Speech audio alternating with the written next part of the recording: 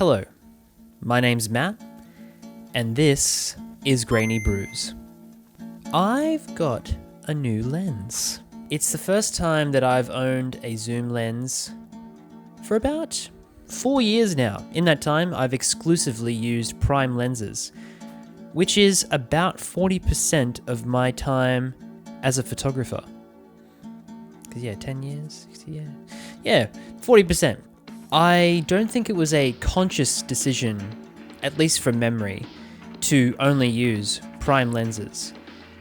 But with a bit of hindsight, I have come away with a few thoughts on my time sticking to that philosophy. I thought that using prime lenses would somehow magically turn all of my photos into works of pure art.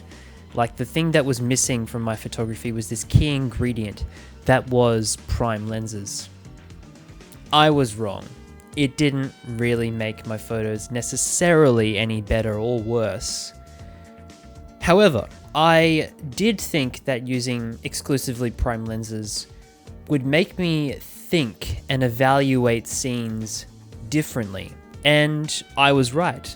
It certainly did that. Perhaps most foolishly, I thought that if I was to use only prime lenses, people would take me more seriously. And this is false for two main reasons. The majority of people who are going to be viewing your images, they don't know jack about photography. So they won't really care if it was taken on a zoom lens or a prime lens or an iPhone. As long as you took a nice looking image, that's what matters to them. The other thing is that if people are judging your work based on whether or not you used a prime lens, their opinion probably doesn't even matter anyway. Let's be real. For me, going back to a zoom lens is essentially a matter of convenience. Primarily, I was using a 23mm f1.4 lens and a 50mm f1 lens, the really nice one that Fujifilm makes. And these lenses formed the basis of how I approached my photo and video work. Get wide shots on the 23mm, get close-ups on the 50mm. Make them look super sexy on the 50mm as well. That was a good lens. But then one day I suddenly realized this is a stupid system. For one, it just takes too long to replace the lenses between the camera. And if you take two camera bodies, then that's extra weight and it's faffing around, and something about the process was holding me back. At least that's how I felt. And the convenience of having a zoom lens now means that I don't have to swap back and forth. I just have my focal lengths that I want to use. And the best part is that now I have access to everything in between, a 24 or 28mm to 80mm equivalent in full frame terms. So that's nice. There was another realization as well. It was that for a majority of the photos that I take, I'm not really accessing that really shallow depth of field. I was only really shooting at f2.8 as the lowest I would go in terms of aperture.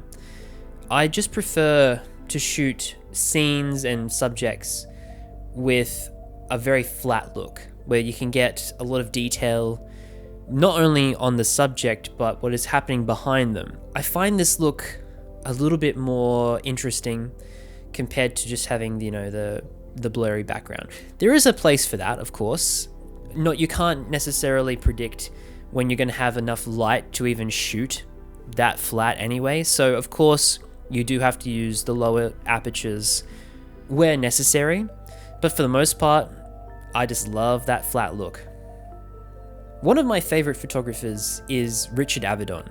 You may have heard of him. I particularly enjoy his black and white large format portraits, where you can see every single detail on his subjects from either head to toe or whatever the composition is. He just found a way to aesthetically fit them into his frame and his image, and it just makes the image so much more interesting when you can see everything that makes up the subject. As a photographer, Avedon was drawing importance to the elements that made people who they are.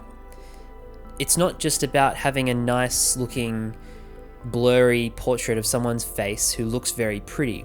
Avedon wanted to showcase people who don't necessarily fit the norms of what is considered beautiful or naturally pleasant to look at.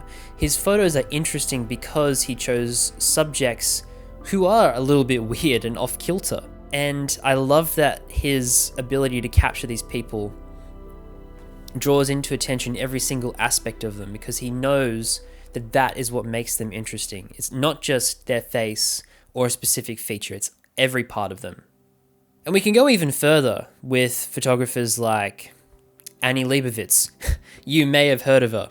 She is known for these really elaborate setups. Some people probably don't even really call it photography anymore. It's more of like a composite. I'm not really going to get into the weeds with that. But what is important about her images is that everything is in focus. She's drawing attention to the fact that the environment is informing why the subject of the photo is important. And I think that's a beautiful way of representing the people that she photographs, because it's not necessarily about the person that makes the photo interesting, it's what is happening around them that informs that interest and draws the viewer in. And this is why I think this all draws back to me getting a zoom lens.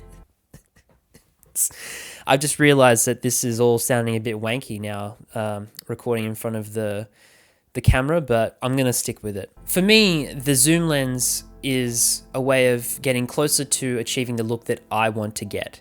I'm not letting the gear or the idea or this mindset of what other people have getting in the way of achieving the image that I want. I hope that makes sense. I don't really know what I just said, but I think it made sense.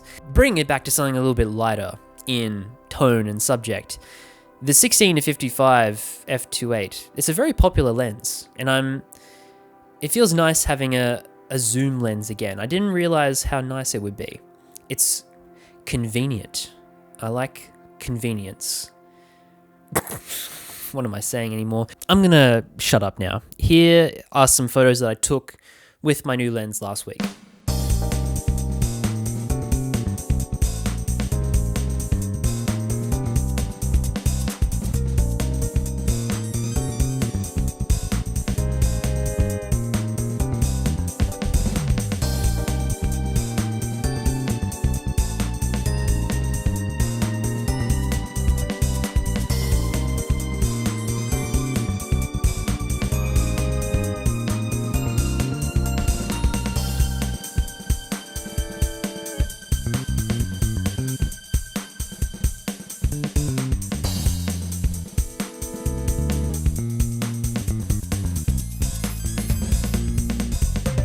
So I think I'm going to leave it there, but I will leave you with a little thought exercise.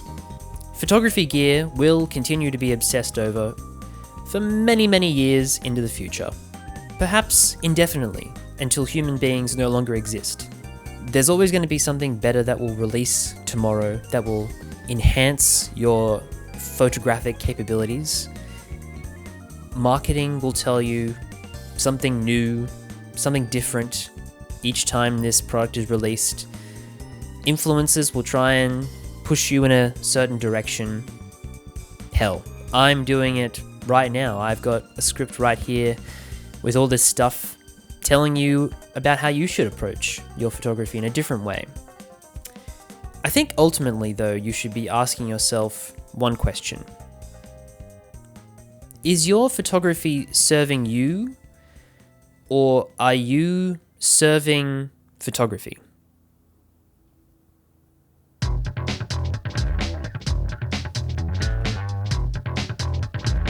Thanks for watching.